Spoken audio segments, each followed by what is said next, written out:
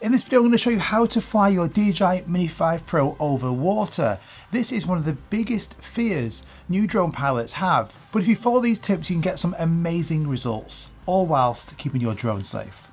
Let's get into it. So I love flying all of my drones over water and get some really cool shots, especially over waves or landscapes. I highly recommend it, but people don't because they think their drone is going to drop out the sky into that water and game over. So hopefully by the end of this video, if you follow these tips, you're going to feel a lot more confident and you can start flying your Mini 5 Pro over water. So let's just think about the basics before you even turn your drone or your controller on. So you want to check two things. Firstly, do you have a full battery? Ideally, you're going to have 3 batteries with you. One battery on any of these drones is not going to be a great experience. Now, is that battery fully charged? If not, make sure it is. And secondly, have a look at all the propellers on your drone. It's really easy to chip one of these, and that will therefore mean that your drone is not going to be stable in the air. So have a look at the propellers, and if there's anything wrong with them whatsoever, just take it off. It's push and turn now, so it's super easy to actually replace these with a new one, put that back on, and then you're ready to go with a full battery and really good propellers. And then secondly, the area that you're going to or that you're currently at, are you actually legally allowed to fly there? It could be a no-fly zone. So rather than get this drone in the air and you're already over this sea or over this water, and then you've got the police or some council or something coming over to you saying you're not allowed to fly here, come and land your drone. It's already a stressful environment because you're flying your drone over water. So just make sure it's legally allowed before we even move on to that second point. So when you get to that location, don't just take the drone off, put it into sports mode and fly that drone straight off, really eager to get over the water, because then you're not going to get 2 key safety features, which is GPS lock and your home point. So take your drone off and just let it hover in place about 5 meters off the ground for about 10 seconds, 10-20 seconds tops, and then you'll notice majority of the time you will then get an alert on the screen saying home point updated. That means that the drone knows that this is your home point location where you currently are. So you could be on the side of a lake like this. The drone knows where I am, so if anything happened whatsoever with this, the drone disconnects, it will automatically come back to my location. It also means that you have GPS lock, so you have full satellite connectivity between the controller and the drone, so now you're going to get the most stable flight. If you was to put this drone into sports mode, fly it off straight away, we could be now, let's say, 100 meters over the sea or over the water. The drone now updates its home point, so it now thinks that that home point is 100 meters away over the water. So if the drone gets disconnected, it's going to automatically come back to that home point location, which it thinks it is, could be completely different to where you are, and then land there. So when you get to that location, take the drone off, let it hover in place, get home point, get that GPS lock. Now this point is for beginners or somebody who hasn't flown their drone over water ever, and this is build up your confidence. These drones are that good now that they won't just fall out the sky, they don't just crash. Majority of the time, the only reason that's going to happen is due to pilot error. So you've ignored the battery warning message, you're flying in really strong wind conditions, or you're flying really recklessly and you end up crashing it due to you. So this drone, once you get it flying over water, is not going to suddenly think, right, I'm over water, I'm now just going to fall out of the sky. That's not going to happen. So go to that location, it could be the sea, it could be over a lake. You're going to be nervous, but take this drone off. Once you've hovered it, so you've got your home points, you've got your GPS lock, fly the drone over the water. Not too far out, let's say 50 meters, 100 meters away.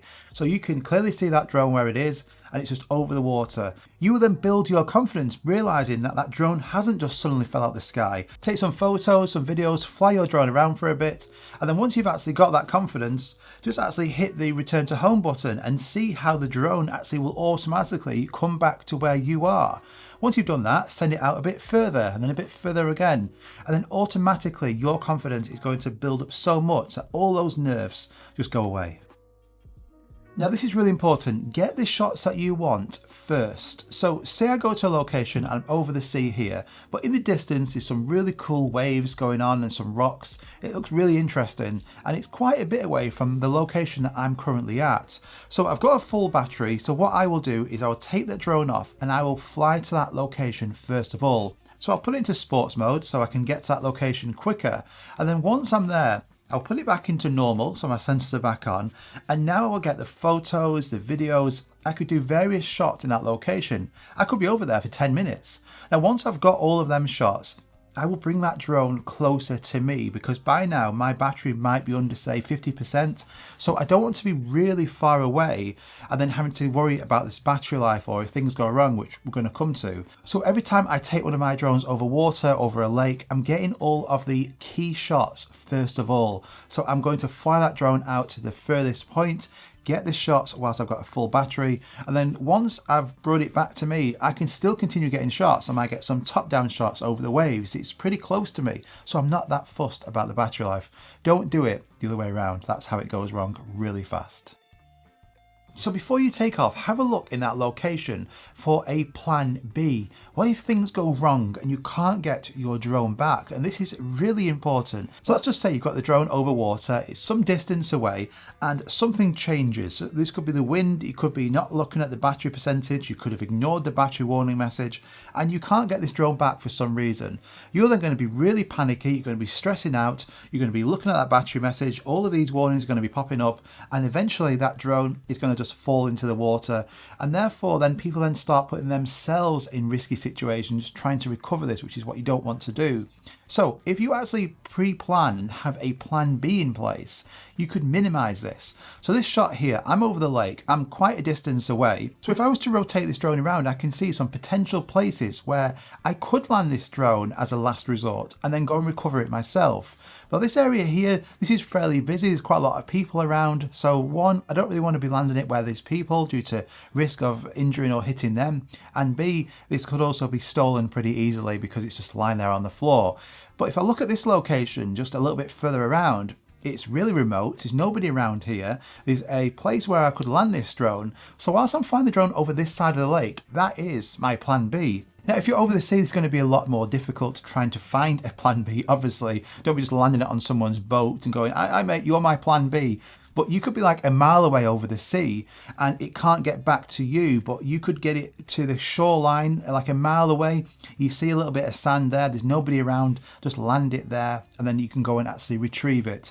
There's been many times where, on land anyway, the drone hasn't made it back to me. In the recent video I did where I lost this drone in the middle of like a desert in the sand and it took over an hour to try and recover and find this. But what I did, eventually, this is the same drone. Now, if you like these photo examples over the water, I'm using this application called Luminar Neo. I've been using it for years now. Now, what's great about Luminar Neo, you've got all of these different tools on the right-hand side to allow you to enhance your photo, but super fast without any experience. So under the favorites tab, you can see here it says Enhance AI. So you can move this Accent AI slider and just look at the before and the after just from doing that, because that's going to control the exposure, the highlights, the shadows, the saturation. But what's great about over water is you can go down here to under landscapes, the water enhancer. So if we now increase this to say, let's say 40, you can see now the before and the after on that water. So there's a lot more saturation, but I can also control the blues and the greens. So if I were to go for more of a teal look, I can increase these greens here. Just look there at the before and after. And this is fantastic, something that I'm using all the time for my drone photos, because they just offer you so many tools and how you can just drastically change the look of your photo. So this shot here, that is the before and that is the after I edited it. And what's great about this application is they're constantly adding new features, like the new revive old photos. You can take a picture of an old photo, drag it into the software and look at the before and after. So I highly recommend you go and check this out. Now this is available on Mac, Windows, iPad, iPhone, Android, and the price point is fantastic. You can just pay a one-off payment, and if you use the discount code DMPRO10, you also get an extra 10% off these plans as well. Highly recommend you go and check this application out, something I'm using all the time. Let's get back to the video. Now, as I mentioned, taking photos and videos on that Mini 5 Pro over water, these look fantastic, but there are a couple of tips of how you can make them look even better. So because you're over water, you're going to get a lot of reflections. So I would always recommend using a ND filter. So over water, I use an ND polarizing filter. It's called an ND/PL filter. And most of the time I'm using like an ND32 or an ND64. And what a polarizing filter does, this is going to reduce the reflections, that glare on the water, especially especially on the sea, so you can get a lot more natural looking shots. So I've always got one of those on. Now, if you're using D-Log M color profile like me, then that's great because it's going to protect the highlights and shadows so that you have a lot more flexibility when you're color grading it. Now, if you don't use the D-Log M color profile and you just use the normal color profile, that's absolutely fine. But what I'd recommend is if you go to the M.M on the bottom right hand corner, click on that and just actually have it at minus 0.3 or minus 0.7 exposure when over water. Otherwise, because of the glare that you're going to get, it's going to be overexposed. So having it slightly underexposed and having this ND polarizing filter on just gets the best results. Now, when you get to the location, you want to check the wind speed and the wind direction. So I use UAV forecast. Now, this is great because it shows you in real time the actual wind direction. So as I rotate my phone, I can see the direction of the wind in my location. So you want to fly your drone into the wind. So when you're coming back, you've got an actual tailwind helping you to get that drone back. If you don't have this app, it used to be free, and now I think it's like $9.99 for the year. So for me, I still find that to be incredible value because I'm using it all the time. But you could just use the weather app on your phone to see the wind speeds. You don't want to be flying your Mini 5 Pro, I would say, in over 20 miles an hour winds, especially over the water. So when you're trying to bring your drone back, if you see it's struggling because you're actually pushing forward on that right stick and the speed is hardly increasing whatsoever, it means that it's actually facing a headwind and it's really struggling to get back. So in normal mode, the Mini 5 Pro has a maximum speed of about 27 miles an hour. So the wind actually in that location could be stronger than that, which means this drone isn't strong enough to get through that wind. So what you want to do is then switch it into sports mode, and then it then changes that top speed up to 40 miles an hour. So this should be then fast enough to get through any strong winds in that location. But what about if it isn't? So after you've switched to sports mode, you want to bring that drone's altitude right down. So let's bring it down to about 20 meters. So this will then hopefully be a lot calmer than the high altitude you was at to start with. Once you now push forward on that right stick, the drone should come back to you without a problem. So you have another choice, which is the zigzag formation. So let's just say, for instance, I am the controller and the drone is here. So the drone can't just get back to me because of this really strong wind. So what I'm going to do is I'm just going to rotate that drone and actually just change the angle a little bit. And I'm going to fly on a diagonal this way. And then I'm going to actually turn the drone again and then try and fly. But that wind is still super strong here, so it can't go too far. So what I'll do is I'll do another zigzag and I'll change that angle again and then try again. Now, as I keep doing this, the drone is actually getting closer to me. And if that doesn't work, you're going to have to find that plan B and just land it somewhere in that location. But generally, that should never happen. Put it into sports mode, that normally works. If not, use that zigzag formation. But out of all of this, the main thing is just try, I know it's going to be hard, try not to panic and stay calm. Now, you've probably seen someone who has got their drone and flown it really far out, chasing some cruise ship.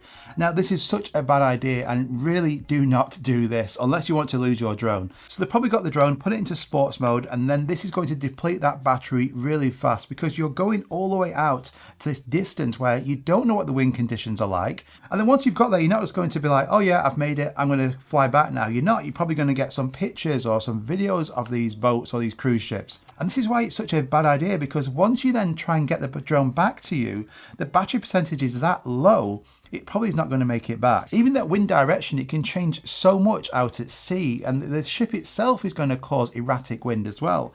So it's honestly a recipe for disaster, and especially over the sea.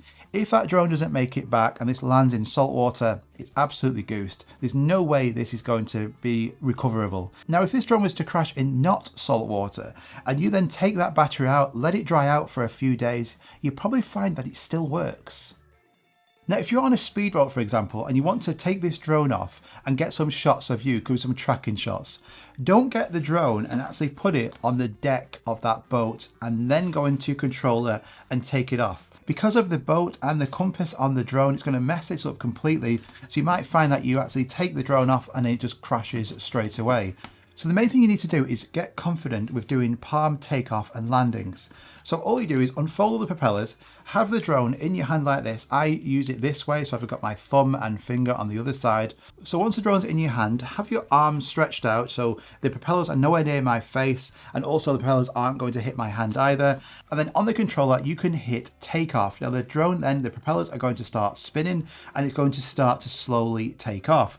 As soon as it starts to take off, you want to push straight up on that left stick, and that's going to increase the altitude of that drone, and it's going to then hover in place. Now, if you're on a speedboat, bring the boat to a stop. It's going to be a lot easier for doing this. If you're on a moving boat, then this is going to be a lot more risky. Now, bringing the drone back to you and landing, this is harder. So again, if you're on a speedboat, stop that boat. It's still going to move slightly unless you've got some anchor. So bring that drone to you. I turn the sensors off for these landings. And then once it's over you, you want to land that drone onto your palm. But as the drone is landing, it resists a lot. It makes sure that that area is fine. So what you want to do is go into settings, go down to advanced safety settings, and at the bottom of that menu, turn that off. What that means is that instead of that drone going like this and then landing nice and smoothly, the drone's just going to land like that. It's just going to have no resistance whatsoever, which is perfect when you want it to land on your hand on a moving boat. As soon as that lands on my palm here, I just rotate the drone like this. Now this will automatically switch off the propellers. So as it lands on your fingers, flip it round and it's going to automatically switch them off. Now yes, this isn't great on the propellers, but you're not doing this every single day. It's the fastest way of turning those propellers off. Now we talked about the home point right at the start, so depending on your location, you want to vary this. So if you're going to be static in place on the side of a lake, or you could be on the sand, flying your drone over the sea, your home point is not going to be changing because you just sat or stood in that one place. So as long as you've got that home point lock, everything is great. Now, if you're on a boat and the drone is tracking you, that home point is going to be changing all the time. It's not going to be a fixed position. But on the Mini 5 Pro, it's so easy to do this because it does it all for you. So on this screen here, click on home point and click on update home point, and then select dynamic home point. This will then update the home point to the controller's location constantly. Like every 10 seconds, it's updating it so it knows exactly where you are. Now when flying this drone over water, I would say don't fly the drone under 10 meters unless you can really see where it is and you know just how high it is off that surface.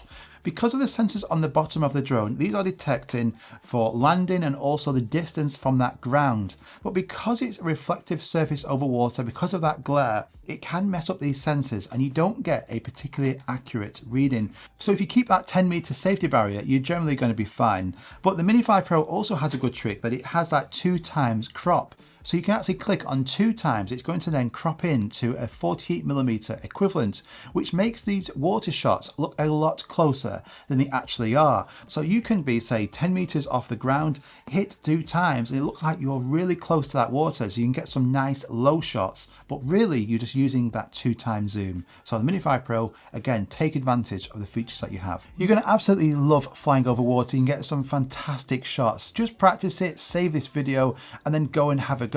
Soon you'll be taking top-down shots over waves, you'll be doing quick shots, tracking a boat. You're going to absolutely love it. And don't forget, if you want some more tips and tricks, I've got my own cheat sheets for the Mini 5 Pro, so you can get a physical book like this. These show you how to get the very most out of your drone, the settings to change, tips and tricks, the features, everything that you're going to need to know about this Mini 5 Pro, you can get in this physical book shipped internationally to you. Or I also have a digital max version which gets emailed to you instantly. So if you want any more tips and tricks, I'm going to link these at the top of the description as well. So I really hope you enjoyed that, guys. If you've got any tips or tricks on how to fly your drones over water, let me know in the comments down below as well. If you enjoyed this video, just do me a favor, hit that like button. It really does help me out. And subscribe if you're new around here because there's so many videos coming really soon. See you in the next one.